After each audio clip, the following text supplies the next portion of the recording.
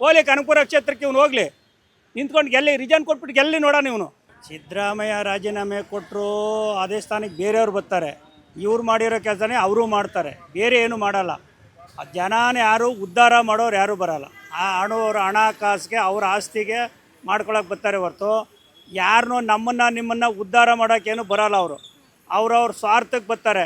ಇವರಾಯಿತು ಅವರಾಯಿತು, ದೇವೇಗೌಡಂದಾಯಿತು, ಯಡಿಯೂರಪ್ಪಂದಾಯಿತು, ಕುಮಾರಸ್ವಾಮಿದಾಯಿತು, ಯಾರು ಬಂದರೂ ನಮ್ಮನ್ನೇ ನೆಟ್ಟಗೆ ಮಾಡಲ್ಲ. ನಾವು ದಿನ ಬೆಳಗ್ಗೆ ಕೆಲಸ ಮಾಡಬೇಕು, ಅನ್ನ ತಿನ್ನಬೇಕು, ಅದು ಬಿಟ್ಟರೆ ಯಾರನ್ನೂ ನೆಟ್ಟಗೆ ಮಾಡಲ್ಲ. ನಮ್ಮ ದುಡ್ಡಲ್ಲೇ ನಮ್ಗೆ ಹಾಕಿ ನಮಗೆ ತೆರಿಗೆ ಹಾಕ್ತಾರೆ ಹೊರತು ಅವ್ರ ಮನೆಯಿಂದ ಏನು ತರಲ್ಲ. ಅವ್ರು ಬರುವಾಗ ಬರೇ ಕೈಲಿ ಬರ್ತಾರೆ, ಹೋಗ್ಬೇಕಾದ್ರೆ ಚೀಲ ತುಂಬ್ಕೊಂಡು ಹೋಗ್ತಾರೆ ಅಷ್ಟೇ ಹೊರತು ಇಲ್ಲಿ ಯಾರು ಸಾರ್ವಜನಿಕರನ್ನ ಒಳ್ಳೇದಂತೂ ಮಾಡಲ್ಲ. ನೋಡಿ, ಗಾಂಧಿ ಬಜಾರ್ನ 50 ಅಡಿ ರೋಡ್ ಇತ್ತು, 23 ಅಡಿ ರೋಡ್ ಮಾಡವನೆ. ಒಬ್ಬ ಅಂಗಡಿ ಮುಂಗಟ್ಟಿಗೆ ಜನ ಬರಲ್ಲ, ಒಂದು ಪಾರ್ಕಿಂಗ್ ಇಲ್ಲ. ಪೊಲೀಸವ್ರು ಬಂದು ಅವ್ರ ಕರ್ತವ್ಯ ಅವ್ರು ಮಾಡ್ತಾರೆ. ಒಂದು ಗಾಡಿ ನಿಲ್ಲಿಸ್ಬಾರೆ, ಟ್ರಾಫಿಕ್ ಜಾಮ್ ಆಗುತ್ತೆ ಅಂತ ಯಾರನ್ನ ಕೇಳೋದು? ಸಿದ್ದರಾಮಯ್ಯನಿಗೆ ಗೂಟದ ಕಾರಲ್ಲಿ ಓಡಾಡ್ತಾನೆ, ನಾವಿಲ್ಲಿ ಸೈಕಲ್ ಓಡಾಡೋರಿಗೆ ಜಾಗ ಇಲ್ಲ. ಅದನ್ನು ಅನುಕೂಲತೆ ಮಾಡಿಕೊಡ್ಬೇಕಲ್ವಾ? ಈಗ DK ಶಿವಕುಮಾರ್ ಬರ್ತಾನೆ, ಅವ್ನು ಬಂದು ಏನು ಮಾಡ್ತಾನೆ? ಇವ್ನು ಮಾಡೋದು ಅದೇ ತಾನೇ ಮಾಡೋದು ಕೆಲಸನ. ಯಾರು ಮಾಡಲ್ಲ. ಅವನ ಸ್ವಾರ್ಥಕ್ಕೆ ಅವ್ನು ಬದುಕ್ತಾನೆ, ಇವನ ಸ್ವಾರ್ಥಕ್ಕೆ ಇವನು ಬದುಕ್ತಾನೆ. ಇನ್ನು ಯಾವನು ಬಂದರೂ ಅಷ್ಟೇ, ಮೋದಿ ಬಂದರೂ ಅದೇ ಕೆಮೆನೆ ಮಾಡೋದು ಹೊರತು ಇನ್ನೇನು ಮಾಡಲ್ಲ. ಯಾರು ನಮ್ಮ ದೇಶಕ್ಕೋಸ್ಕರ, ನಮ್ಮ ಜನಕ್ಕೋಸ್ಕರ ಉದ್ಧಾರ ಮಾಡೋರು ಯಾರು ಇರಲ್ಲ. ಆದ್ರೆ ನಾವು ನೀವು ತಿಳ್ಕೊಂಡು ಬಂದದ್ದೆಲ್ಲ ಅನುಭವಿಸ್ಕೊಂಡು ಹೋಯ್ತಾ ಇರ್ಬೇಕು ಅಷ್ಟೇ ಹೊರತು ನೆಟ್ಗಂತೂ ಯಾರೂ ಮಾಡಲ್ಲ. ಆಯ್ತಾನಮ್ಮ? ಗ್ಯಾರಂಟಿ ಯಾತಿಗೆ ಯಾರು ಕೊಟ್ಟಿದ್ದಾರೆ? ಇವಾಗ ಬಸ್ಸು ಫ್ರೀ ಕೊಟ್ಟವ್ರೆ, ಕರೆಂಟ್ ಫ್ರೀ ಕೊಟ್ಟವ್ರೆ, ಇದೆಲ್ಲ ಮಾಡವ್ರೆ. ಇವಾಗ ಹಾಕಿರಿ, ಇವಾಗ ಸಾಲ ಮಾಡೋರೆಲ್ಲ ಯಾರು ಕೊಡ್ತಾರೆ? ಅದು ನಮ್ಮ ಮೇಲೆ ತಾನೇ ಕೊಡೋದು. ಈಗ ಸಾಲ ಮಾಡಿದ್ದಾರಲ್ಲಮ್ಮ, ಸಾಲ ಅವ್ರೇನು ಮನೆಯಿಂದ ತಂದವ್ರ? ನಮ್ಮ ದುಡ್ಡು ನಮಗೆ ಕೊಟ್ಟವ್ರು ಅಷ್ಟೇ ಹೊರ್ತು ಅವ್ರ ಮನೆಯಿಂದ ಏನು ತಂದು ಕೊಟ್ಟಿಲ್ಲ. ಈಗ ಒಬ್ರಿಗೆ ಫ್ರೀ ಕೊಡೋದು, ಒಬ್ರಿಗೆ ಊಟ ಹಾಕ್ಬಿಟ್ಟು ಇನ್ನೊಬ್ರನ್ನ ಉಪವಾಸ ಕೆಡ್ಕರಿ ಯಾವ ನ್ಯಾಯ? ಮಾಡಿಬಿಡಿ, ಎಲ್ಲ ಉಚಿತ ಅದಾಗೆ ದೇಶ. ಇನ್ನೊಂದು ಕಡೆ ಯಾರಿಗಾರು ಮಾರೋದು ಇಲ್ವಾ? ಯಾರು ನಿಮ್ಮ ಅನುಕೂಲತೆಗೆ ಯಾರಿಗೂ ಬರಲ್ಲ. ಅವ್ರವ್ರ ಸೇಫ್ಟಿಗೆ ಅವ್ರವ್ರು ಮಾಡ್ಕೊಂಡು ಹೋಗ್ತಾರೆ. ಎಲೆಕ್ಷನ್ಗೆ ಗೆಲ್ಲಬೇಕಾಯ್ತು, ಫ್ರೀ ಕೊಟ್ಟರು. ಈಗ ಏನು ಮಾಡ್ತಾರೆ? ಈಗ ಇವ್ನು ಬಂದು ಸಡನ್ನಾಗಿ ನಿಲ್ಸೋಕ್ಕಾಗಲ್ಲ. ಈಗ ಬಂದು ಮಾಡಲಿ, ಜನಗಳ ಹತ್ರ ಹೋಗಲಿ. ಇವಾಗ ಯಾರು ಬಂದರೂ ಅಷ್ಟೇ, ಕುಮಾರಸ್ವಾಮಿ ಆದರೂ ಅಷ್ಟೇ, ದೇವೇಗೌಡ ಆದರೂ ಅಷ್ಟೇ, ಸಿದ್ದರಾಮಯ್ಯ ಅಷ್ಟೇ, DK ಆದ್ರೂ ಅಷ್ಟೇ, ಜನಗಳ ಹತ್ರ ಹೋಗ್ಬೇಕು ಇವಾಗ ಇಲ್ವಾ? ಇವಾಗ ಅಲ್ಲಿ 9,600 ಎಕರೆನ ಜಮೀನ ಭೂಸ್ವಾಧೀನ ಮಾಡ್ಕೋತೀವಿ ಅಂತ ಹೇಳ್ತಾ ಇದ್ದಾರಲ್ಲ. ರೈತ ಬೆಳೆದ್ರೆ ತಾನೇ ನಾವು ಕೊಡೋದು. ರೈತ ಬೆಳೀಲಿಲ್ಲ ಅಂತ ನಾವೇನು ತಿನ್ನೋದು? ರೈತನಿಗೆ ಹೊಟ್ಟೆ ಮೇಲೆ ಹೊಡೆದ್ಬಿಟ್ರೆ ಯಾರು ಉದ್ಧಾರ ಮಾಡಲ್ಲಮ್ಮ. ಅವ್ರವ್ರು ಇದಕ್ಕೆ ಮಾಡ್ತಾರೆ ಅಷ್ಟೇ. ನಾವು ಸುಮ್ಮನೆ ಏನೋ ಅವ್ನು ಮಾಡ್ತಾನೆ ಇವ್ನು ಮಾಡ್ತಾನೆ ಅಂತ ಯಾರು ಆ ಸ್ಥಾನಕ್ಕೆ ಕೂತ್ಕೊಂಡ್ರೆ ಎಲ್ಲ ಒಂದು ಅದೇನೇ ಕೆಲಸ. ಸಿಂಹಾಸನ ತೊಗೊಂಡು ಇದ್ರ ಮೇಲೆ ಸಿಂಹಾಸನಕ್ಕೆ ನಾಯಿ ಕೂರ್ಸೋರು ಏನಾಗುತ್ತೆ ಹೇಳಿ? ಅದು ವಾಸನೆ ನೋಡ್ಕೊಂಡೇ ಬರೋದು. ಯಾರನ್ನ ನೆಟ್ಟಗೆ ಮಾಡೋಕ್ಕೆ ಬರೋಲ್ಲ. ನಾವು ಅಷ್ಟೇ, ನಾವು ತಿಳ್ಕೊಂಡಿದ್ದೀವಿ ಅವ್ನು ಬರ್ತಾನೆ ಇವನು ಬರ್ತಾನೆ ಅಂತ. ಯಾರಿಗೂ ನೆಟ್ಟಗೆ ಆಗಲ್ಲ ಬಿಡಿ. ನೀವು ಶ್ರಮ ಪಡೋದು ತಪ್ಪಿಲ್ಲ.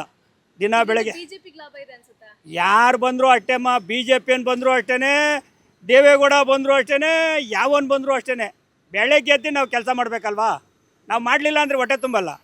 ನಾವು ನೋಡಿ 50 ವರ್ಷನ ಫುಟ್ಪಾತ್ ಹೇಳಿದ್ದೀವಿ, ಏನಾಗಿದ್ದೀವಿ?